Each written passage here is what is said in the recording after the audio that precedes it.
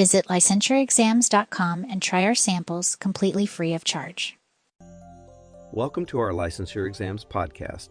I'm Eric, and today we'll be taking a close look at a theoretical approach that you might want to be familiar with for your licensing exam.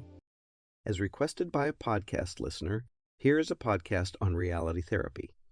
If you have any suggestions, let us know in the fan mail section. Rejecting the concept of mental illness, reality therapists do not bill using the DSM because they don't believe in the pathology model. As might be inferred from the name reality therapy, this approach encourages the client to face reality without excuses or explanations, with the view that individuals have psychopathology because they cannot control their environments in ways that satisfy their basic needs for survival, belonging, power, fun, and freedom. Followers of Glasser see people as possessing two psychological needs: the need to love and to be loved, and the need to feel worthwhile to themselves and others. Reality therapy proceeds on the theory that the brain functions as a system to control behavior by fulfilling needs created by the environment. When an individual is unable to control or effectively act on such environmentally based needs, problems result.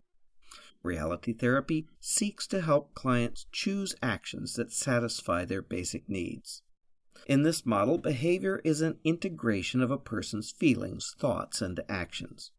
Relating personal needs to behaviors of others, actions come from within and are dependent upon the needs they mean to satisfy.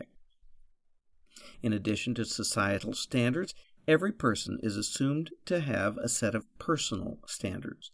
When a client is operating contrary to personal or societal standards, more effective behaviors must be chosen.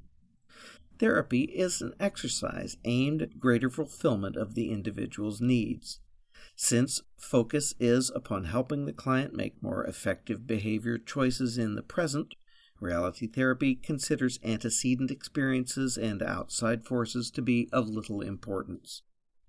The 8 basic steps of reality therapy are: 1. Having established a friendly relationship, the counselor finds out from the client what he or she wants.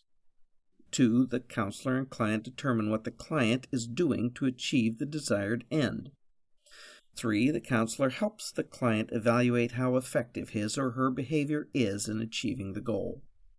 4. The counselor helps the client make a plan to gain effective control over the situation and the environment.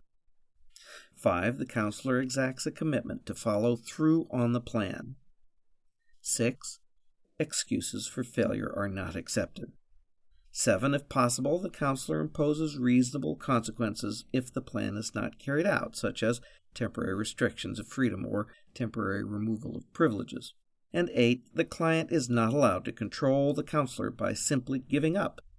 If one plan does not work, the counselor and the client amend it to create another until the client implements a plan and begins to take control of his or her life. Though Glasser conceded that such individual control can take a long time to achieve, he argued that it would succeed in that it is the individual who controls the environment rather than the other way around. Other terms to know are positive addiction. That is, activities that take a person to a positive mental state. Failure identity, which is the result of an inability to meet the need to be loved and valued. Success identity is a result of an attainment to meet the need to be loved and valued. No excuses. Whether legitimate or not, excuses get in the way of relationships. And contracting, the act of a client committing to a plan of action for self-improvement. It's in there. You can do it.